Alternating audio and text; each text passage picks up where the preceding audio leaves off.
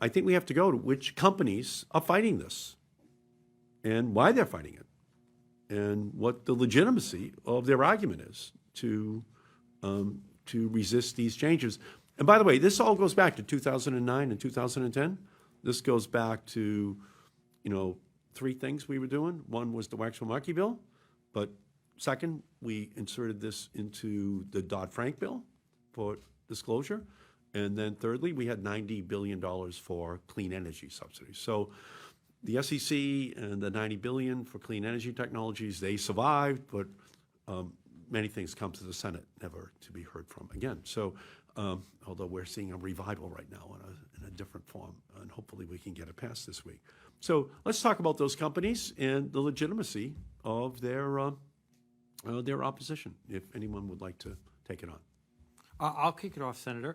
First, on the flip side, let me tell you three companies that support this broadly. Bank of America, Wells Fargo, and Citi. Now, they don't support every provision, but they submitted written public testimony and saying they support what the SEC is doing. It's very important. They do have a number of specific changes. We don't agree with all of those, but in terms of the opposition, if you think about the American Petroleum Institute, think about the Chamber of Commerce, those are leading the opposition on that, and clearly they don't understand that climate is a risk and that investors have been saying it for decades, as I said earlier before, Senator. Okay. Anybody else in that opposition group?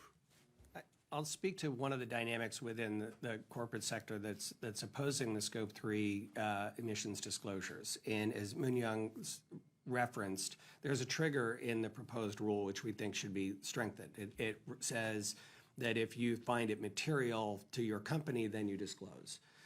That, when we've engaged with companies as an asset manager on this question of emissions and alignment with the low carbon economy, not one of those companies says, oh, thank you for reaching out. You're right, this is material and we're just figuring out what to do. They all start from the premise of saying, this is not material. Emissions in Scope 3 is not material to us. And then the more time we spend with them, the more they start to understand, and ultimately most of them will agree before going to a shareholder vote, that in fact this is something that is within their control, it's something that can actually provide opportunities, and they turn around. But that fear over being accountable for Scope 3 emissions is part of what has organized, I think, primarily the fossil fuel sector and their business associations to organize against this and to sort of play on that fear. Well, what are the revisions that they're looking for? What are they asking for in the rulemaking? Well, I think they would like to start over and get rid of the whole thing. So you're saying this is like complete, absolute opposition to anything happening. Not modification, not adjustment, but just...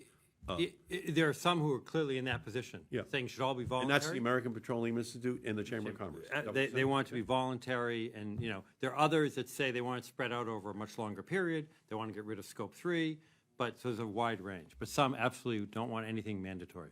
Okay, anybody else want to add in? Great, thank you. Let me recognize, I'm sorry. I'd like to just add that many of the opposition, as the other witnesses have stated, are coming from the oil and gas industry. And that's mainly due to the fact that many of their product emissions or Scope 3 emissions from that sector are typically 10%. The oil and gas has been leading investors through their marketing practices, and in greenwashing their statements to investors is a really important step for ensuring that this type of disclosure is readily available to investors, whether they're large institutional investors or retail investors. Okay, beautiful, thank you.